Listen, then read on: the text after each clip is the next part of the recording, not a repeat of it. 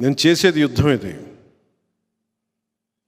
మన పార్టీలో ఉండి కోవట్లుగా వచ్చి కోవట్లుగా వెళ్ళిపోతానంటే అలాగే 2019లో చాలామంది యువ నాయకత్వానికి సీట్లు ఇచ్చాను నేను. బాగా పనిచేశారు. ఒక పంచకర్ల సందీప్ కానీ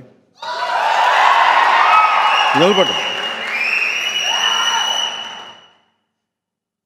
ఒక టీసీ వరుణ్ కానీ, మేము తెలియపోవచ్చు. అనంతపురం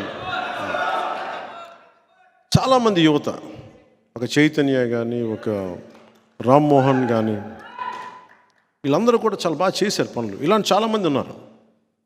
ఒక పోతిని మహేష్ కానీ. నేను ఎవరిని అంటే సమస్య ఏమొచ్చిందంటే అందరినీ ప్రొవైడ్ చేయడానికి 2 సమస్యలు. కొంతమందికి ఇవ్వగలిగాను, ఇచ్చి ఈ అలయన్స్లో భారతీయ జనతా పార్టీ కోరుకోవడంలో కొన్ని సీట్లు వదులుకోవాల్సి వచ్చింది అదనంగా. దాంట్లో కొంతమంది మన వాళ్ళే నష్టపోయారు. మధ్యవర్తిత్వం వహిస్తే ఏమి నష్టపోతామో నాకు బాగా అర్థమైంది. ఇప్పుడు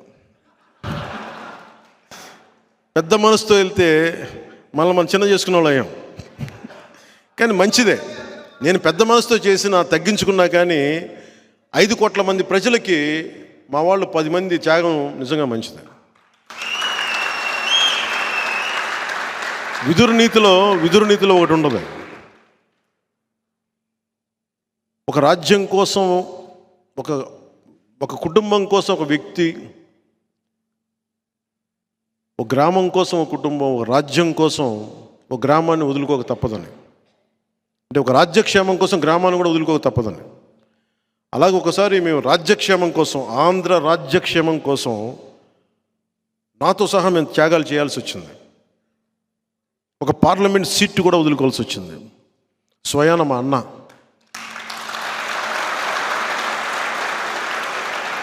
మా నాగబాబు, నాకు హిస్టరీ పాఠాలు నేర్పించిన నా టీచర్, నాని పాల్కీవాల్ అనే గొప్ప లాయర్ని నాకు పరిచయం చేసిన వ్యక్తి, ఒకలా నా టీచర్. నాకు ఆయనకి మాట ఇచ్చి కూడా నేను ఈ పొత్తులో దాన్ని త్యాగం చేయక తప్పలా.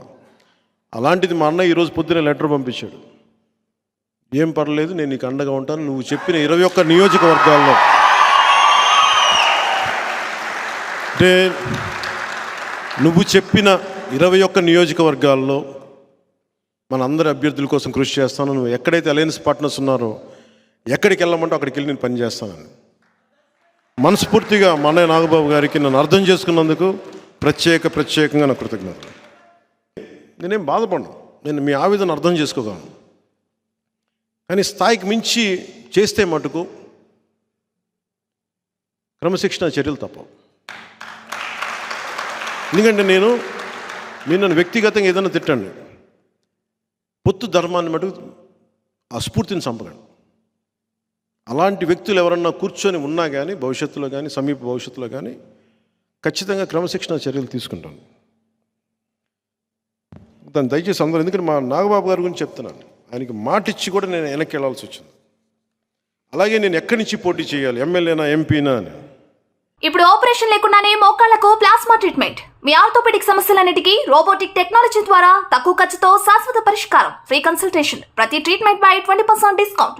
ఈ ఆఫర్ కొద్ది రోజులు మాత్రమే. త్వరపడండి. V9 hospitals 9281465842.